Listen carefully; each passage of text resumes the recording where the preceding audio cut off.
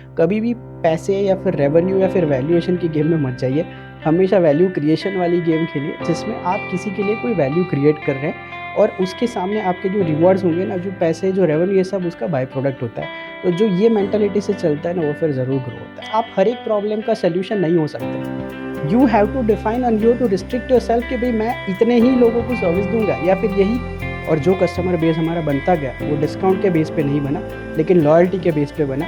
और आप हमेशा जानते हैं कि डिस्काउंट कभी भी लॉयल्टी के सामने जीत। सबसे पहला होना चाहिए पेशेंस, दूसरा होना चाहिए एमिंग, और तीसरा होना चाहिए उसके लिए जो भी करना पड़े परसिस्टेंस, जिसे हम बोलते हैं। ये तीन सबसे बड़ी क्वालिटी उसमें होनी चाहिए। ठीक है, कोई भी एंटरप्रेन्योरशिप होती है बिकॉज जिसमें मेरे पास सिर्फ 2 डिजिट में पैसे थे, और मैंने कुछ दिन ऐसे भी देखे जिसमें मेरे पास 7 डिजिट में भी पैसे। वो पैसे आने में इतने डिले हुए, इतना हमारा पूरा मतलब बैंक बैलेंस जो है वो ऑलमोस्ट 0 लेवल पे आ गया। Oh my God. जो ज़्यादातर लोग क्या करते हैं कि फंडिंग के लिए वेट करते हैं या फिर पैसे के लिए वेट करते हैं। हमने कभी भी ये नहीं किया।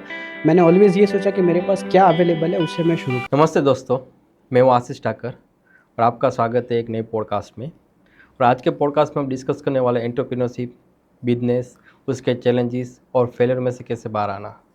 और आज के हमारे खास गेस्ट हैं मिस्टर ध्रुवम ठाकर। सो ध्रुवम भाई की बात करें तो ध्रुवम भाई ने 7 साल कॉर्पोरेट में काम किया। उसके बाद उन्होंने अपना खुद का कंपनी स्टार्ट किया, द स्मार्ट टैक्सी। और अभी ये जो कंपनी है मोर देन 40 प्लस सिटीज़ में इन इंडिया काम कर रही है and they are also supporting international client. So हम ध्रुवम भाई की जर्नी के बारे में बात करेंगे और बहुत ही इनकी इंस्पायरिंग स्टोरी है। तो वेलकम मिस्टर ध्रुवम भाई in the podcast. Thank you for inviting. So Dhruvam भाई, हम आपके बारे में ये जानना चाहते हैं कि आपने अपनी कॉर्पोरेट जर्नी के बारे में पहले थोड़ा शेयर कीजिए before we will move to the your company. ठीक है, सो सबसे पहले तो thank you for inviting me here. Corporate journey के बारे में बताऊं तो एजुकेशन से शुरू करता हूं। मैं मैकेनिकल इंजीनियर हूं बाय बैकग्राउंड। निरमा से पास आउट हूँ विद सिल्वर मेडल।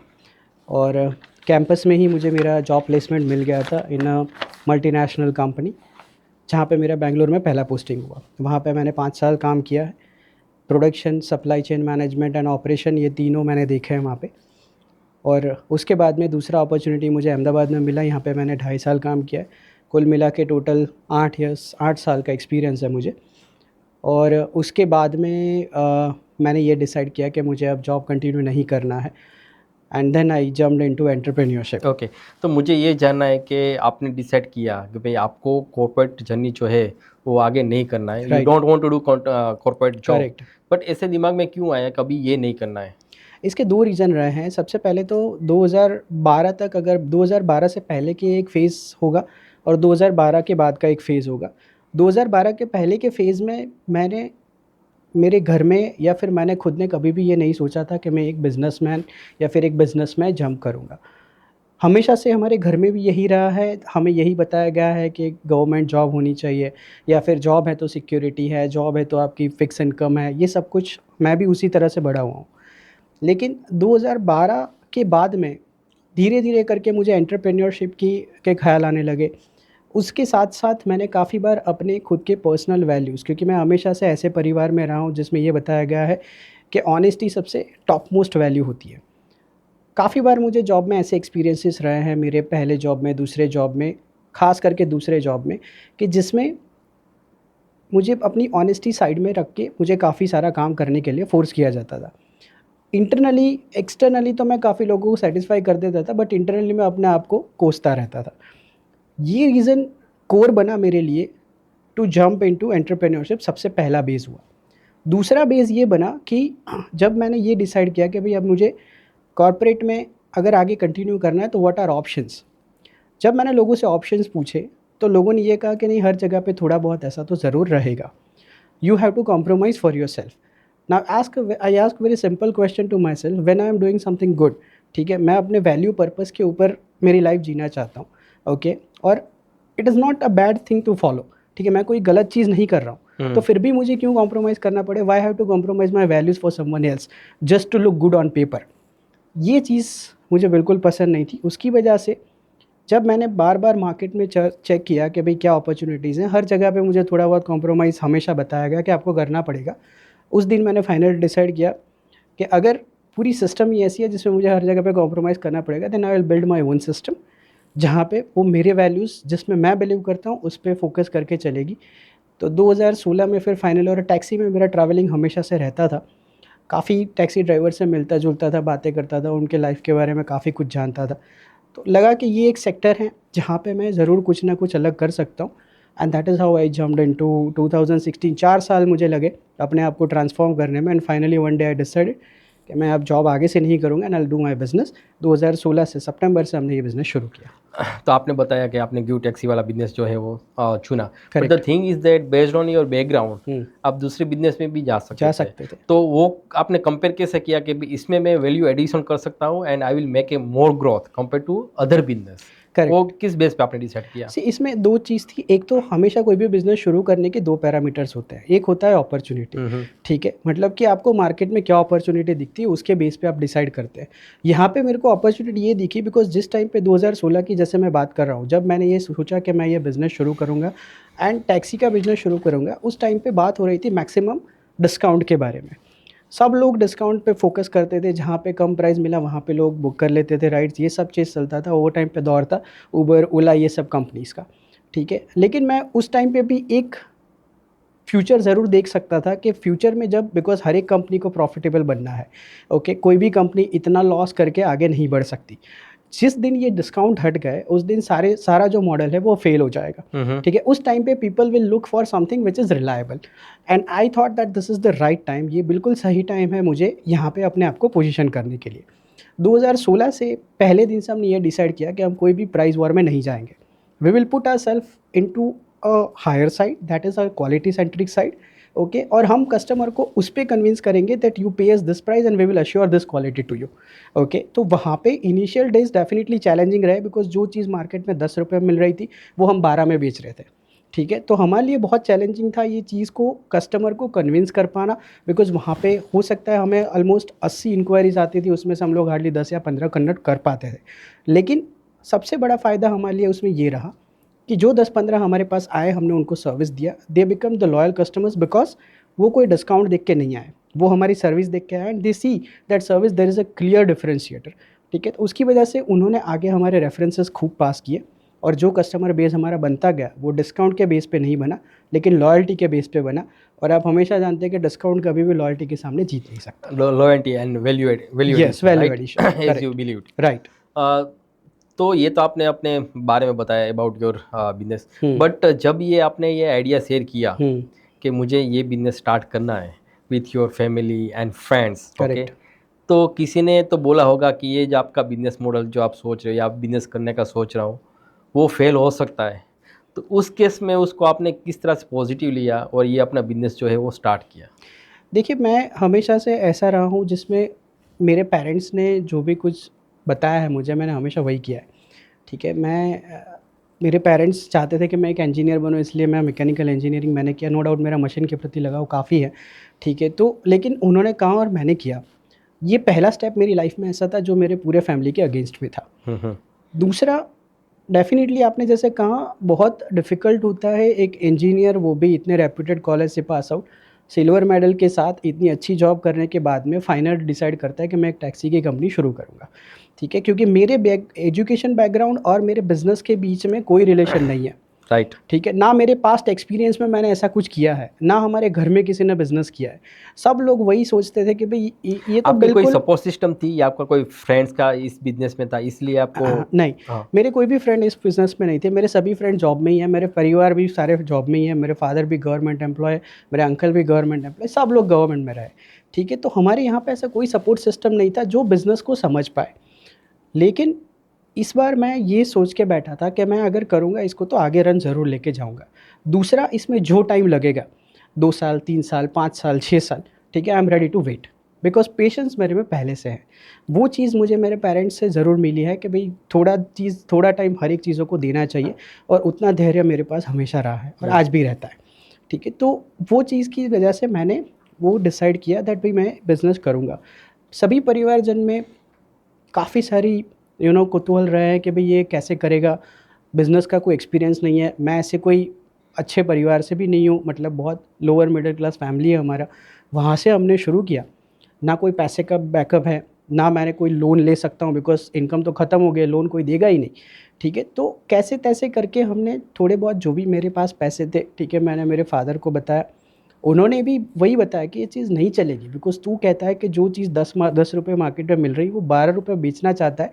ठीक है, मैंने उनको कहा मतलब हो सकता है शायद 2016 में ना चले, 17 में ना ये चले। फैमिली इज अपोजिंग कि आप यस, जो बिजनेस मॉडल जो सोच मैं जो पूछ रहा हूँ, करेक्ट, ये फैमिली अपोजिट ऑपोजिट था उसमें। काफ़ी सारे not only family but even society, society. ठीक ओके, है, उनको भी ये कभी एब्जॉर्ब नहीं होगा कि भाई एक बट वो इंजीनियर क्या बन के दिमाग ये में था सारे। तो आपको लगा कि नहीं सब लोग मना कर रहे हैं, it is against my thoughts, देखिए ये against my vision, right, even though I want to continue, वो दिमाग में क्या आया कि नहीं ये चल सकता है, देखिए लेट मी ट्राई इट। ट्राइट मैं ऑनेस्टली अगर बताता हूँ, इवन आज तक मेरे पास उसका एग्जैक्ट जवाब नहीं है, लेकिन हमेशा से मेरे अंदर एक पुल रहा है। ठीक है, कोई भी पावर जा तो था जो अंदर से मुझे हमेशा खींचता रहता था कि नहीं, you have to walk in to this direction. ठीक है, तुम आगे बढ़ो, you will definitely successful one day.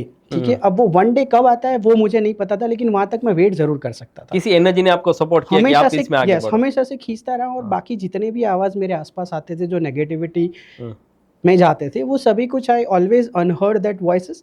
ठीक है, वो सारे voices, all those voices I unheard and then I moved into single direction कि नहीं मुझे इसी में आगे बढ़ना है and I will make sure कि this company will work. Okay. ये तो आपने बूस्टेप बिजनेस स्टार्ट किया, राइट? करेक्ट। तो आपने जो बूस्टेप बिजनेस चालू किया उसमें क्या क्या दिक्कतें आई, और किसी को स्टार्ट करना है बूस्टेप अपना बिजनेस तो किस तरह से स्टार्ट कर सकता है? देखिए, दो क्वेश्चन का आंसर मुझे चाहिए। बूटस्ट्रैप बिजनेस में सबसे बेहतरीन चीज़ ये होती है कि उसमें लर्निंग्स बहुत सारे होते हैं। आपके पास बिल्कुल कन्फाइंड, बहुत लिमिटेड रिसोर्सेस होते हैं जिसमें आपको you have to play around entire game. ठीक है, सबसे बड़ा रिसोर्सेज जो उसमें कम रहता है वो रहता है पैसे। ठीक है, जो हर एक चीज़ आप जैसे देखो अभी के कोई भी बिजनेसेस रन हो रहे हैं वो सारे के सारे पैसे के ऊपर रन हो रहे हैं। Everybody is behind in a culture जहाँ पे चलो मैं किसी के पास जाके पैसे उठा लेता हूँ, आई मेक सम मनी, उसके बाद में हम बर्न करेंगे, उसके बाद में हम ग्रो करेंगे। पेपर पे 1000 करोड़ की कंपनी है लेकिन प्रॉफिटेबिलिटी ज़ीरो है। राइट। ठीक है, तो मैं कभी भी ये नहीं करना चाहता था कि मुझे और उस डायरेक्शन में आगे भी नहीं बढ़ना था बिकॉज मुझे ऑन पेपर कुछ नहीं चाहिए था, I want everything on ground. ठीक है, तो ये प्रिंसिपल पे मैंने पूरा बिजनेस डेवलप किया। दूसरा, बूटस्ट्रैप बिजनेस का सबसे बड़ा प्लस पॉइंट ये रहता है कि जिसमें आप बगैर किसी दखल अंदाजी के, ज़्यादातर जिसमें इन्वेस्टर्स अगर आते हैं तो वो लोग अपने पैसे रखते हैं, ये सब चीज़ें रखते हैं और they expect certain reverts out of its. मतलब इट अल्टीमेटली वही हो जाता है कि आप प्रेशर किसी, रहता है थोड़ा। करेक्ट, वो आप प्रेशर रहता है जिसमें you are bound to take certain decisions. वो उनके डायरेक्टिव्स के हिसाब से लेना पड़ता है जो मैं उस टाइम पे नहीं चाहता था। पर यहाँ बिकॉज पे आपको 100% फ्रीडम मिलेगा बूस्टेप यहाँ पे में। आपको 100% सोचने की फ्रीडम मिलती है। आप कोई भी पॉलिसी, जैसे मैंने बताया हम लोग 4 प्रिंसिपल पे चलते हैं, humanity, quality, reliability and consistency. ठीक है, तो ये चारों चीज़ें अगर मुझे कहीं ना कहीं अगर कोई फास्ट रिवॉर्ड देना है या मुझे रिफंड करना है, रिटर्न करना है, I have to compromise one और दी अदर वे, जो मैं नहीं चाहता था। ठीक है, इसलिए उस टाइम पे तो डेफिनेटली हमें ज़रूरत थी, हमने ट्राई भी बहुत किए, लेकिन किसी को मॉडल इतना कन्विंसिंग लगा ही नहीं कि जहाँ पे लोग ये सोचे कि चलो मुझे इतने पैसे डालने चाहिए इनके पीछे। बट आज हम लोग उस लेवल पे है कि जहाँ पे हमारे पास उतने पैसे, people are giving us offers but we are saying no, और हम लोग बूटस्ट्रैप ही कंटिन्यू कर रहे हैं। Right, but what are the challenges you have face starting as a bootstrap, वो जानना है। चैलेंजेस में ये रहता है, जैसे मैंने बताया, फाइनेंशियल कंडीशंस में बहुत चैलेंजेस रहते हैं। आपके पर्सनल की ठीक बात है। करें, ये आपने जो स्टार्ट किया अपना बिजनेस, उसमें आपने कौन कौन से चैलेंजेस फेस किए as a starting as a bootstrap, क्योंकि आपके पास पैसे तो इतने फंडिंग नहीं था। नहीं था। How you started, see what's your हमने जर्नी? शुरू हमने वही किया है कि जो ज़्यादातर लोग क्या करते हैं कि फंडिंग के लिए वेट करते हैं या फिर पैसे के लिए वेट करते हैं, हमने कभी भी ये नहीं किया। मैंने ऑलवेज़ ये सोचा कि मेरे पास क्या अवेलेबल है उससे मैं शुरू करता हूँ। तो किस तरह से ठीक किया है, आपने? अभी मेरे पास, जैसे मैंने मेरी कंपनी से रेजिग्नेशन दिया था, उस टाइम पे मेरे पास एक पुराना सा लैपटॉप था जिसका बैटरी बैकअप नहीं था। ओके, कंटिन्यूसली मुझे उसको चार्जिंग में रखना पड़ता था। वो लैपटॉप से शुरू किया। मेरे घर में डाइनिंग टेबल था, उसमें that table I used as a office. Okay. ठीक है, वहाँ से मैंने शुरू किया एंड इंटरनेट उस टाइम पे काफ़ी पॉपुलर था, तो जो भी कुछ चीज़ मुझे डिज़ाइनिंग में आती थी मैं अपने हिसाब से बैनर डिज़ाइन करके हमारे सोशल मीडिया पे पोस्ट करता था, 2 3 4 जो भी लोग देखे हो। ठीक है, उस तरह से हमने शुरू किया। जितनी कुछ नॉलेज मेरे पास मार्केटिंग की थी, जो कुछ मैं सीखा था, समझा था मेरे कॉर्पोरेट टेन्योर में, वो सब अप्लाई करके हमने वहाँ से शुरू किया। और जैसे मैं हमेशा कहता हूँ, पहले 90 दिन तक हमारे पास कोई ऑर्डर्स नहीं आए। ठीक है, 91st डे पे हमारा पहला ऑर्डर मिला है, that was worth of 600 rupees. अभी वो ऑर्डर एग्जीक्यूट करने के लिए भी I am my self, I am a driver. ठीक है, तो मुझे ही वहाँ पे कार लेके जाना था, मुझे ही उनको एग्जीक्यूट करना था और मुझे उनको ड्रॉप करना था और पेमेंट भी मुझे ही लेना था ओके। और इनवॉइस भी जनरेट करके मुझे ही देना था। तो ये पूरी साइकिल जो है that I worked entirely in every roles, ठीक है। और ये साइकिल चली है हमारी कम से कम 3.5-4 साल तक, ठीक है, जिसमें एक अकेला आदमी पूरी कंपनी सेटअप करता है, जिसमें टेली मार्केटर से लेके अकाउंटेंट तक सब जैसे सारे बोला जाता है रिस्पॉन्सिबिलिटीज, एंटरप्रेन्योर है, वो अकाउंटिंग भी कर लेता है, करेक्ट, मार्केटिंग भी सब करता होता है, है। सब हाँ, वो तो मैं क्लीनिंग भी कर लेता है, राइट? बूटस्ट्रैप में ऐसे ही होता है। हाँ। लोग नो डाउट फंडिंग में कहते हैं you have to build big team. अभी हमारे पास भी टीम है, though we are a bootstrap company, हमारे पास आज टीम है, लेकिन उस टाइम की। उस टाइम 3 साढ़े 3 साल तक तो ऐसे ही चला। हम्म। और उसके बाद में ही हमने धीरे धीरे ग्रो करना शुरू किया और टीम हमारी बढ़ानी शुरू की। तो ये सब दूसरा चैलेंज जैसे कस्टमर का आता है, मैंने कहा हमारा पोजीशनिंग हमेशा से थोड़ा सा प्रीमियम साइड रहा है, ठीक है। तो बहुत कॉम्प्लिकेटेड और डिफ़िकल्ट रहता है हमारे पास कस्टमर्स को समझाना, उनको कन्विंस करना कि भाई जो चीज़ आपको ये इतने में मिल रही है वो हम इतने में बेच रहे हैं, वो क्यों बेच रहे हैं। आप हर एक कस्टमर को जानते हैं, ज़्यादातर चॉइसेस 80% लोग लोवेस्ट कॉस्ट को देख के ही ट्रैवल करते हैं। 20% लोग हैं, उस 20% में भी हमें उनको काफ़ी सारे सवाल के जवाब देने पड़ते हैं to make them convince, okay. लेकिन अब लेवल ऐसा हो गया कि लोगों को पता है अगर मुझे रिलायबिलिटी चाहिए, अगर मुझे क्वालिटी चाहिए, तो I have to call this number. किस मोमेंट पे आपको लगा कि आपका बिजनेस जो है अभी ग्रो होने वाला है? देखिए, मैं आज तक ऐसा कभी भी नहीं समझता कि जिसमें हमारा बिज़नेस ग्रो हो गया, बिकॉज़ जिस दिन मैंने ये समझना शुरू कर दिया उस दिन हम लोग हमारे ग्रोथ को अटका देते हैं, ठीक है। तो हम लोग हमेशा हमारे लर्निंग मोड में रहते हैं। कभी भी आज भी मैं अपने आप को कभी भी करता या फिर एज़ अ डूअर कभी भी नहीं समझता। I always consider my self as a medium, ठीक है। मुझे कोई डिवाइन फोर्स है जो ड्राइव कर रहा है and that is happening through this, so I am the medium for that. हमेशा से जो भी जर्नी हमारी रही है उसमें से कुछ ना कुछ हम लोग सीखते रहते हैं। एक मेंटल जैसे एक सक्सेस हमें मिल गया है, वो मैं आज दिन तक नहीं सोचता और आगे भी नहीं सोचूंगा। कोई भी बिजनेस कर रहा है, इरिस्पेक्टिव ऑफ एनी इंडस्ट्री, तो उसमें कंपटीशन रहता है। फॉर बिल्कुल। Example in your business there is competition, okay, like Ola, Uber, okay. तो इस कंपटीशन में for survival what are the strategies that you have applied? See हमने टोटली जो मेन की स्ट्रैटेजीज जो हमने अप्लाई की है, उसमें सबसे पहले तो ये किया है कि कभी भी पैसे बर्न मत करो, किसी को डिस्काउंट दे के कभी भी कस्टमर गेन मत करो, ठीक है। दूसरा जो हमने किया है, हम लोग कभी भी प्राइस वॉर में नहीं जाते, ठीक है। जहाँ पे हमें ऐसा लगे कि वहाँ पे प्राइस वॉर है, उस गेम से वी आर आउट, ठीक है। और तो हम लोग ऑलवेज वैल्यू सेंट्रिक गेम में जाते हैं, जहाँ पे वैल्यू क्रिएशन के ऊपर बात होती है, receiver end as well as giver end. यानी कि हम एज अ सर्विस प्रोवाइडर हम लोग कुछ देते हैं, सामने वाला रिसीव करता है एज ए कस्टमर। दोनों के बीच में अगर आपका common platform in terms of reliability है, क्वालिटी है, ओके, कमिटमेंट है, तो हम लोग ज़रूर वहाँ पे एंटर होते हैं। तो ये हमारा सबसे पहला रहा है। दूसरा, कोई भी कंपटीशन या किसी भी लेवल की कंपटीशन जब आप फेस करते हो, हमेशा आपका काम एज अ अपोजिट या फिर एज अ कंपटीशन वही रहता है कि दो चीज़ उनमें देखो। सबसे पहली चीज़ ये देखो सबसे अच्छा वो क्या कर रहे हैं, ठीक है।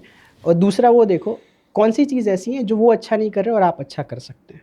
आपको इन दोनों सवालों के पॉजिटिव साइड ढूंढना है और ये आपके बिजनेस में इनकॉर्पोरेट करना है और उससे आगे बढ़ना है। आप छोटी कंपटीशन, बड़ी कंपटीशन, अल्ट्रा लार्ज कंपटीशन, कोई भी लेवल की कंपटीशन हो, आप इसको आराम से बीट कर सकते हो और आप इसमें आगे बढ़ सकते हो। तो ये थंब रूल तो आप करा, Yes. बट दूसरे बिजनेस ओनर है, व्हाट यू सजेस्ट देम कि भाई आपको प्राइस वॉर में पढ़ना है या नहीं पढ़ना है? क्योंकि आज के टाइम में without discount it is very difficult to survive. What do you think on that sir part? मैं आपको एक सिंपल एग्जांपल देता हूँ, ठीक है। जैसे आप अगर ये कहते हैं कि सब कुछ अगर सस्ते प्राइस वाला ही बिकता है, ठीक है, तो आज there will be nobody those who will be holding Rolls Royce, कोई नहीं लेता, राइट। क्योंकि 4 लाख की भी कार है तो कोई 4 करोड़ की क्यों लेगा। But there are people those who buy that car, ठीक है, लोग 4 करोड़ की लेते हैं। मैं एक सिंपल मेरा प्रिंसिपल है, कोई भी चीज़ मार्केट में बेचना डिफ़िकल्ट नहीं है, सिर्फ आपको कस्टमर को कन्विंस करना होता है to buy that and you have to make them feel that the price what you are charging is right. उसका सेगमेंट डिसाइड कर लो कि आप इस एक सेगमेंट में। सेगमेंट और सेगमेंटेशन आपके लिए बहुत ज़रूरी है। देखिए, आप हर एक प्रॉब्लम का सोल्यूशन नहीं हो सकते। You have to define and you have to restrict yourself कि भाई मैं इतने ही लोगों को सर्विस दूंगा या फिर यही स्टैंडर्ड मैं कैटर करूंगा, उससे नीचे चाहे करोड़ों रुपए का मार्केट हो, ठीक है। ऐसा नहीं है कि मुझे वहाँ पे अपॉर्चुनिटी, कभी भी मार्केट साइज देख के एंटर मत कीजिए। आपको अपना जो सेगमेंट है वो स्पेसिफाई करना है and you have to serve that segment. एक दिन नो डाउट स्लो आपका ग्रोथ होगा, लेकिन एक दिन यू विल अचीव एक्सक्लूसिविटी, और एक्सक्लूसिविटी का हमेशा प्राइस ऊपर होता है। ओके। ठीक है, तो instead of becoming one in the many, okay, it is always becoming the one.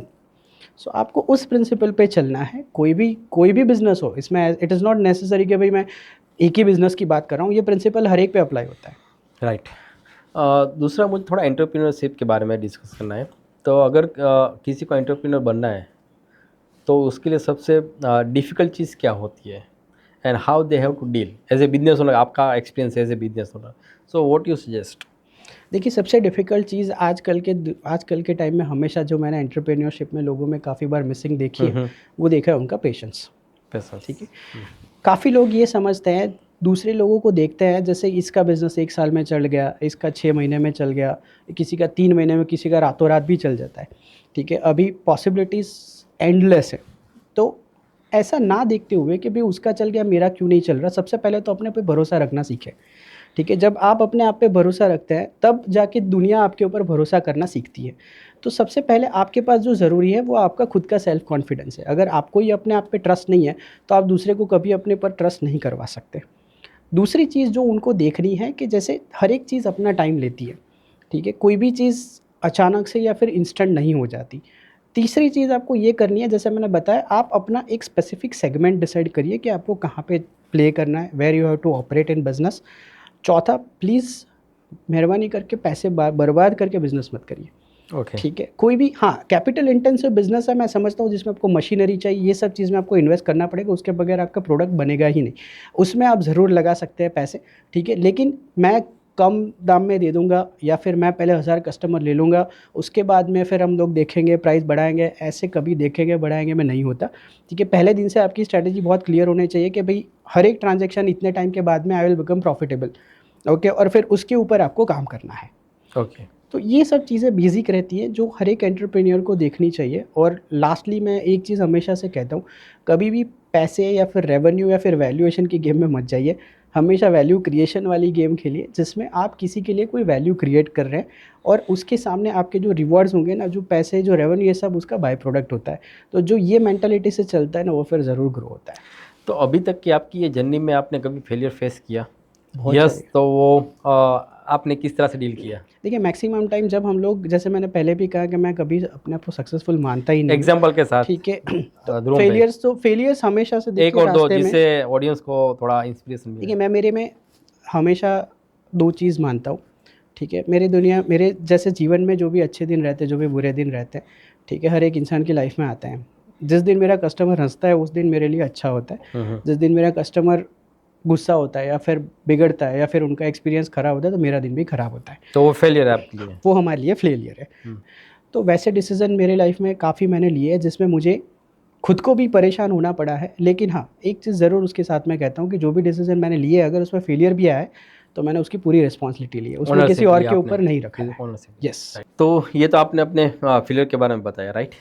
But as a business owner, generalise में पूछ रहा हूँ कि अगर किसी को फेलियर आता है तो how they have to deal with the failures? देखिए, फेलियर में जनरली ऐसा होता है कि जब भी आपके सामने कोई फेलियर आता है, सबसे पहले तो आप घबरा जाते हैं। ठीक है, उससे आपके जो ब्रेन पावर आपका होता है, वो 50% तो अनयूटिलाइज रहता है, जिसमें आप कोई सही डिसीज़न नहीं ले पाते हैं। तो कोई भी पहले, जब भी आपके सामने कोई भी लेवल का फेलियर या किसी भी स्केल का आता है, सबसे पहले तो अपने आप को स्थिर कर दीजिए। ठीक है, और कोई भी डिसीज़न इंस्टेंट मत लीजिए। ठीक है, वेट फॉर सम टाइम, थोड़ा सोचिए और उसके बाद में लीजिए वो डिसीज़न। दूसरा, कभी भी फेलियर को एज अ फेलियर तरीके से मत देखिए। हमेशा उसको एक ऐसी अपॉर्चुनिटी देखिए जिसमें आपको या तो वो कुछ अच्छा सिखाने आया है, या तो आपको बेहतर बनाने आया है। ठीक है, जब आपका माइंडसेट इस लेवल का हो जाता है, तो आप कोई भी फेलियर आता है उसको ईजिली फेस कर सकते हैं और उसमें से बाहर भी निकल सकते हैं। Okay, right. एक I wish your business will grow, but एक मुझे थोड़ा एग्जांपल पॉइंट ऑफ व्यू एक पूछना है। इन केस आपका बिजनेस जो है वो समहाउ शट डाउन हो जाता है, तो how you can start again, और आपका माइंडसेट क्या रहेगा उसमें? देखिए, हमारे पूरे प्रयास रहते हैं कि मतलब हम खुद भी ये नहीं चाहते, because it's business is like baby for us. हमने कोई, जैसे मैंने पहले भी कहा, हमने कोई ट्रांजैक्शन मशीन के तौर पे बिज़नेस सेटअप नहीं किया है। ठीक है, तो हम कभी भी नहीं चाहेंगे कि ऐसा कोई दिन आए जिसमें बिज़नेस शट डाउन हो। ठीक है, लेकिन अगर फिर भी ऐसी कोई सिचुएशन आ जाती है जिसमें we have to shut down the business, तो उसके आंसर में मैं उतना ही कहना चाहता हूँ कि मैंने कुछ दिन ऐसे भी देखे हैं जिस पे मेरे पास सिर्फ 2 डिजिट में पैसे थे, और मैंने कुछ दिन ऐसे भी देखे जिसमें मेरे पास 7 डिजिट में भी पैसे हैं, ठीक है। तो कभी भी मेरे लिए उतना वो चीज़ नहीं रही कि कोई भी फेलियर्स अगर मेरे सामने आए हैं, ठीक है, तो अगर चीज़ें बढ़ती हुई भी मैंने देखी है, कम होती हुई भी देखी है। तो बढ़ती हुई चीज़ों में ना तो मुझे कोई अभिमान है, और कम होती हुई चीज़ों में ना तो मुझे कोई गम है, ठीक है। और हम ये बहुत अच्छी तरह से जानते हैं, और इतिहास में भी आप पन्ने उठा के देख लीजिए, आपने हमेशा देखा होगा कि जिसके पास खोने के लिए कुछ नहीं होता ना, वो किसी भी लेवल का साहस कर सकता है, ठीक है। तो अगर मान लीजिए किसी कारण से ये बिज़नेस बंद हो जाता है, तो पहले दिन ज़रूर निराश होऊंगा, ठीक है, दूसरे दिन उससे कम, तीसरे दिन उससे कम, एंड चौथे दिन again I will be standing to set up a new business. कौन सा होगा वो कोई भी हो सकता है, ठीक है। उस टाइम पे वैसे अगर आप अभी आंसर देना हो तो आप कौन सा सिलेक्ट कर अभी सकते हो? फिलहाल अभी देखिए कौन सा मेरे सिलेक्ट पास कर सकते हो? जनरली मेरे पास अभी ऐसा कोई स्पेसिफिक आंसर नहीं है, हाँ, ठीक है, जिसमें कौन सा फिर भी आपको अराउंड हो बड़े सकता है। बिजनेस, जैसे ई मान कॉमर्स लीजिए चल रहा है, दूसरी सर्विसेज चल रहा है, ई व्हाट कॉमर्स ई कॉमर्स तो हम लोग ज़रूर नहीं करेंगे, बिकॉज हम लोग अगर कुछ करेंगे तो ऐसे कोई एक्सपीरियंशियल बेस्ड बिजनेस ही करेंगे जिसमें हम कस्टमर्स के लिए कुछ अलग एक्सपीरियंस छोड़ पाए, ठीक ओके। है। तो मोस्टली वो हो सकता है जैसे हमारा टैक्सी बिजनेस क्लोज हो जाता है, तो हम लोग ऑलरेडी हॉलीडे पैकेजेस में हैं, तो हम लोग वहाँ पे शिफ्ट कर लेंगे, ठीक है। तो जहाँ पे पैसेंजर टर्म्स कंटिन्यू है तो हम लोग उसी के अराउंड कुछ ना कुछ इवॉल्व करेंगे और उसमें दूसरा बिजनेस सेटअप करेंगे। कोई भी एंटरप्रेन्योर होता है उसके लिए 3 कौन सी बड़ी क्वालिटी आप जो है वो होनी चाहिए?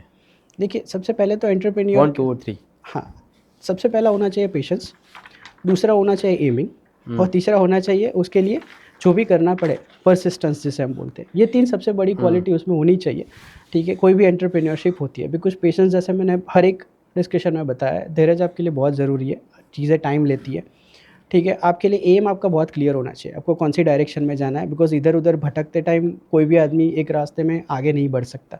आपका एम काफ़ी क्लियर चाहिए, ठीक है, और इसमें जितनी क्लैरिटी आपकी होगी उतनी लाइफ आपकी एज एन एंटरप्रेन्योर अच्छी जाएगी।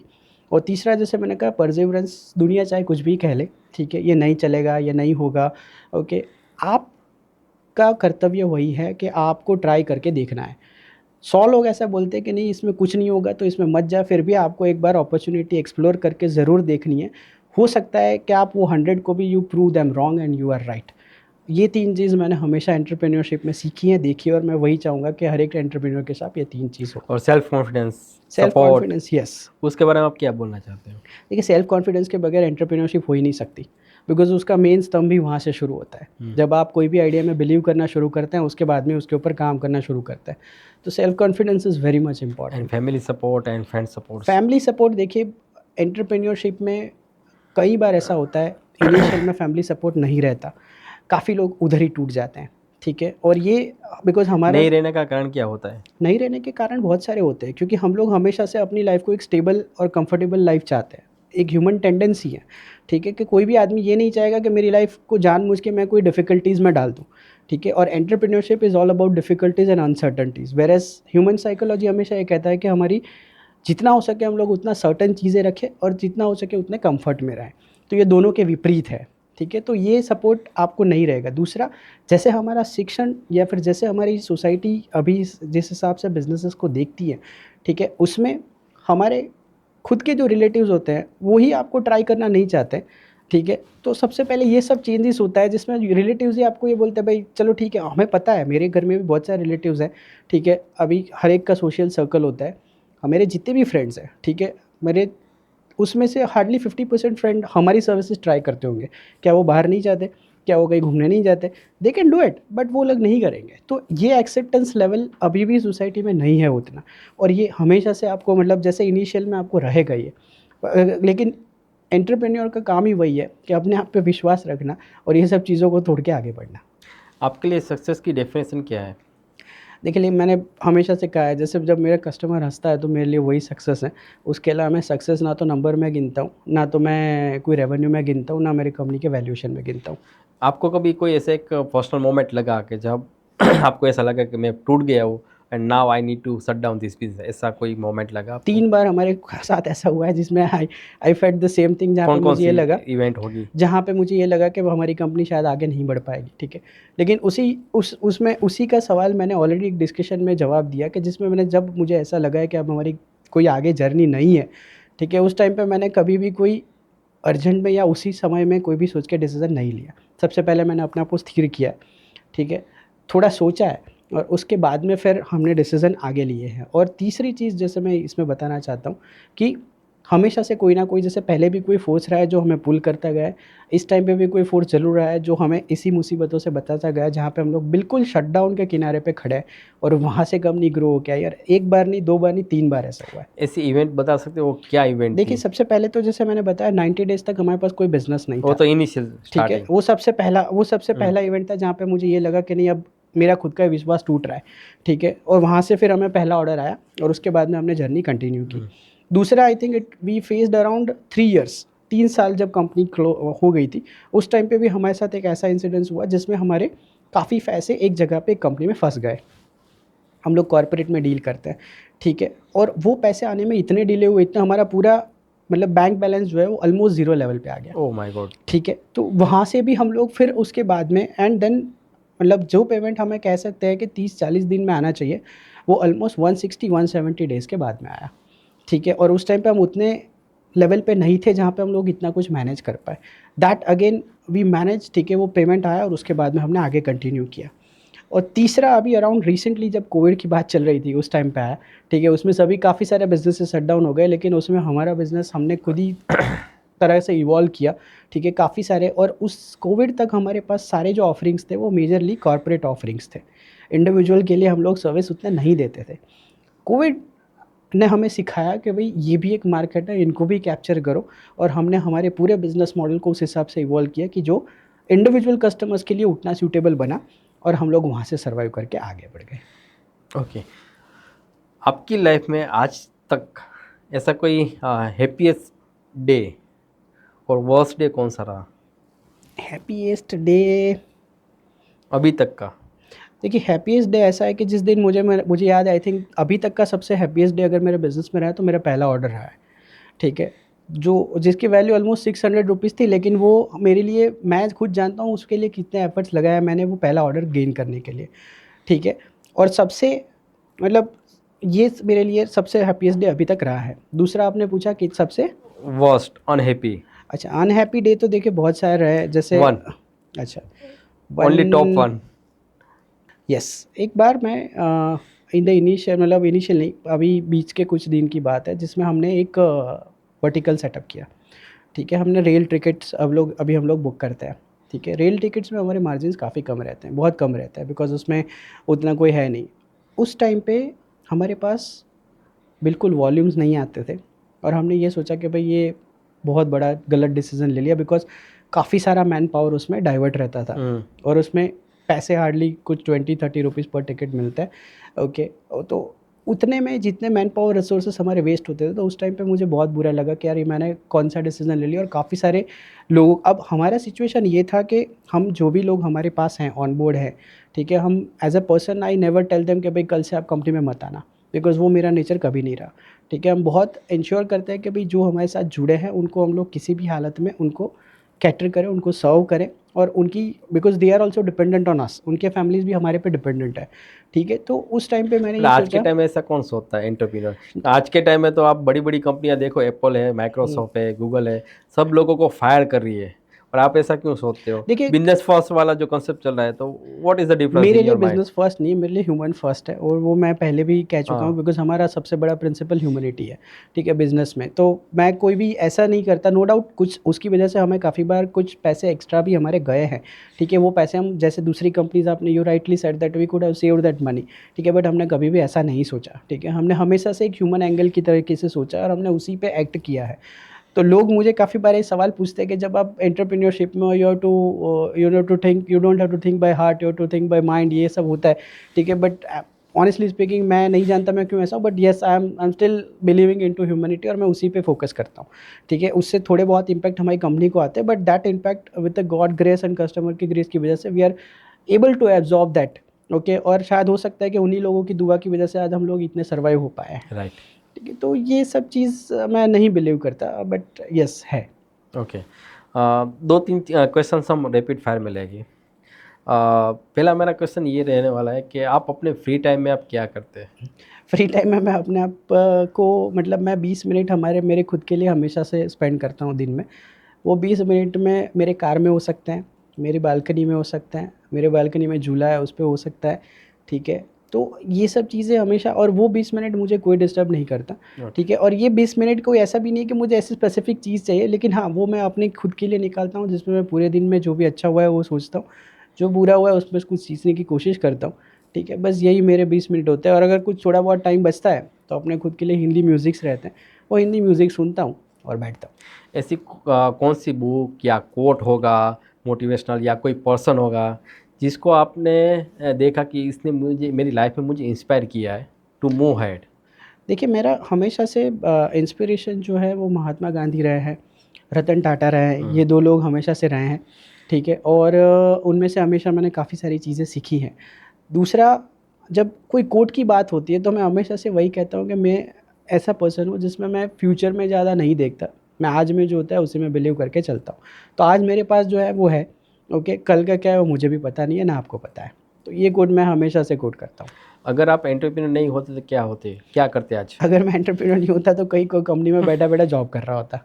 ओके। ऑफ़िस में आता हूँ तब मैं पूरा ऑफ़िस का होता हूँ, घर में जाता हूँ मैं घर का होता हूँ, ठीक है। और उसके बाद में जैसे आपने कहा जो सक्सेसफुल लाइफ़ लीड करता है, जैसे मैंने ऑलवेज़ कहा है, बिल्कुल कोई भी डिसीज़न लेने से पहले, ठीक है, काफ़ी सोचता हूँ। लेकिन एक बार डिसीज़न ले लिया, फिर उसके बाद मैं नहीं सोचता, ठीक ओके। है। तो फिर उसको कैसे हमें कन्वर्ट करना है सक्सेसफुल में, उसी के ऊपर काम होता है। आपने अभी तक लाइफ में सबसे टफेस्ट डिसीजन कौन सा लिया? जॉब छोड़ के बिज़नेस शुरू करना, that was the toughest decision अभी तक का रहा है। ओके। दूसरा मुझे ये जानना है कि आज के टाइम में एंटरप्रेन्योरशिप का दौर चल रहा है और सब लोग जो है वो अपना बिजनेस स्टार्ट करने का सोच रहे हैं, चाहे हुँ, वर्किंग प्रोफेशनल हो या हुँ। यंगस्टर हो। तो उसके लिए आप क्या अपना जो बिजनेस का एक्सपीरियंस है इतने सालों का, उस बेस पे आप क्या बोलना चाहते हो? देखिए, मैं उनको वही कहना चाहता हूँ कि कोई भी बिज़नेस फ़ेम के लिए या नेम के लिए मत करिए, ठीक है? कुछ क्रिएट करना चाहते हैं तो ज़रूर बिज़नेस करिए। क्योंकि बिज़नेस एक ऐसी सर्विस है या एक ऐसा मीडियम है जिससे आपको लोगों के जो प्रॉब्लम्स होते हैं उनका सॉल्यूशन बनने का मौका मिलता है, ठीक है? आप किसी का भी, बिकॉज़ हर एक बिज़नेस क्या करता है, कोई प्रॉब्लम का सॉल्यूशन देता है, ठीक है? तो वो मौके को अच्छी तरह से यूटिलाइज़ कीजिए, अपने पर्पस, अपने वैल्यूज़ साथ रखिए, ठीक है? काफ़ी बार जो लोग होते हैं बिल्कुल लूटने के लिए बिज़नेस करते हैं, तो ये सब कुछ ऐसा उस तरीके से मत करिए। तीसरा जो चीज़ है जो मैं बताना चाहता हूँ, ठीक है? कोई मॉनेटरी गेन ये सब चीज़ दिमाग में मत रखिए, वो अपने आप आएगा। आप बस अपने पर्पस और अपने प्रिंसिपल पे आगे बढ़ते जाइए और जो आप कस्टमर को देना चाहते हैं वो देते जाइए बस। और एंटरप्रेन्योर किस तरह से वो सिलेक्ट कर सकते हैं मुझे क्या बिजनेस करना है? आपके केस में तो आपने ये सिलेक्ट किया and by God grace you succeed. Hmm, but सभी केस में वो नहीं होता है। सभी केस में करेक्ट। जो जनरली एंटरप्रेन्योर होते हैं या बिजनेस कोच होते हैं वो बोलते हैं हुँ, कि आपका जिसका एक्सपीरियंस है जिस फील्ड में, उसी फील्ड में आप आगे जाओ, वरना किसी जगह पे जॉब करो। अगर आपका सपोज फूड का बिजनेस हो तो आप कोई फूड स्टोर में जॉब करो, उसके बाद बिल्कुल, अपना बिजनेस चालू करो। करेक्ट। तो व्हाट यू सजेस्ट देखिए, इन? इसमें मैं 2 चीज़ कहना चाहता हूँ कि एक तो कोई ऐज नहीं होता बिज़नेस करने के लिए, राइट। ठीक है? इतिहास में काफ़ी ऐसे एग्ज़ाम्पल भी हैं जो लोग अपने 60-70s ऐज में भी एस्टेब्लिश बिज़नेस करने के बाद में आगे बढ़ गए, ठीक है? और कुछ लोग ऐसे भी हैं जिसमें 14-15 साल में बिज़नेस शुरू किया और फिर भी आगे बढ़ गए, ठीक है? तो कोई भी स्पेसिफ़िक ऐज नहीं होता कोई भी बिज़नेस करने के लिए। दूसरा, बहुत डिफ़िकल्ट होता है कि इंसान के लिए अपनी पैशन को फाइंड आउट करना, ठीक है? आज मार्केट में इतनी सारी चीज़ें हैं, बिज़नेस अपॉर्च्युनिटी आज बहुत है, आप हर एक चीज़ में बिज़नेस बना सकते हैं, ठीक है? लेकिन उस बिज़नेस में से आप कौन-सा चुनना चाहते हैं, उसको फाइंड आउट करने के लिए आपको अपना पैशन ढूँढना बहुत ज़रूरी है। आप कौन-सी चीज़ अच्छी कर सकते हैं, सबसे पहले आपको वो ढूँढना है। और जब आप उसमें बिज़नेस करते हो, उससे क्या होगा, उससे ये होगा कि अगर जब फेलियर्स आएँगे ना, तब यही आपको एक पुलिंग फ़ोर्स की तरह काम करेगा, जो आपको उस फेलियर्स के साथ डील करने की और उसमें से बाहर निकलने की ताकत देगा।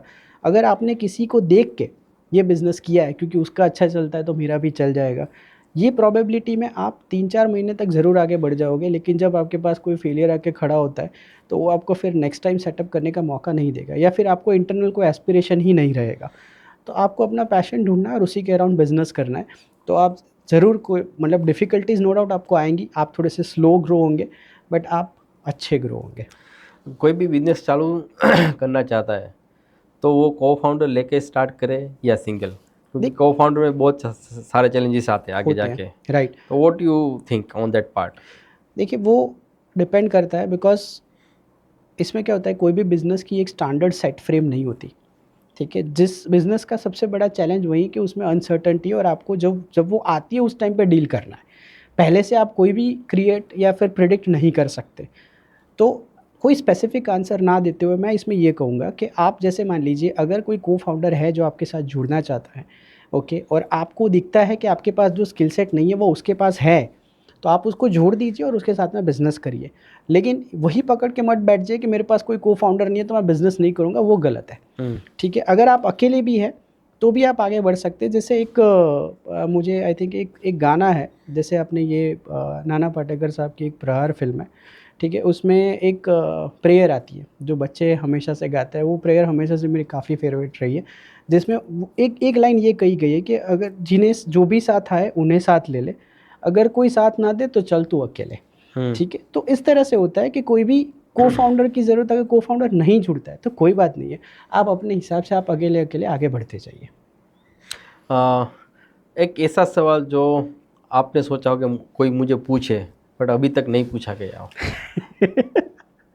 ये ऐसे तो ऑलमोस्ट देखिए बहुत सारे सवाल तो लोग पूछ 1 चुके और हैं। 2। मेरे दिमाग में असल में सच में ऐसा कोई वो नहीं है कि जिसमें बिज़नेस के रिलेटेड लोग पूछ चुके हैं, पर्सनल रिलेटेड भी लोग पूछ चुके हैं। एनीथिंग आपको लगता है कि ये क्वेश्चन मुझे अभी तक नहीं पूछा गया देखिए है मुझे, एंड समवन नीड टू हाँ, आस्क मी। मुझे एक सवाल है जो अभी तक किसी ने नहीं पूछा, हाँ। जैसे स्कूलिंग टाइम में मेरे मिसचीव्स कैसे रहे हैं, ये सवाल आज तक मुझे किसी ने नहीं पूछा, ठीक है। तो ये एक सवाल रहा है और जिसका जवाब भी मैं दे देता हूँ। जैसे स्कूल में हमेशा से मेरा एक पैटर्न ये रहा है कि जो जहाँ पे भीड़ होती है वहाँ पे मैं कभी नहीं होता, ठीक है, वो आज भी है। सो मुझे भीड़ से थोड़ा-सा अलग ही रहना है और मैं अपने आप को भी वैसे ही पसंद करता हूँ, तो कोई भी ऐसे मिसचीफ में मैं नहीं रहा हूँ जहाँ पे बहुत सारे क्राउड होते हैं, जो बहुत सारी चीज़ें थी कि मैं हमेशा से उनसे थोड़ा अलग ही बैठता था स्कूल में, और आज भी उसी तरह का नेचर मेरा आज भी है। और बिजनेस में भी ऐसा ही है कि आप थोड़ा बिज़नेस में हटके भी, कर रहे हैं। हाँ, बिज़नेस में भी हम लोग भीड़ से थोड़ा अलग ही करते हैं, ठीक है, और वो उसके रूट वहाँ पे ही वो है। वहाँ से स्टार्ट हुआ है। Yes, right okay okay.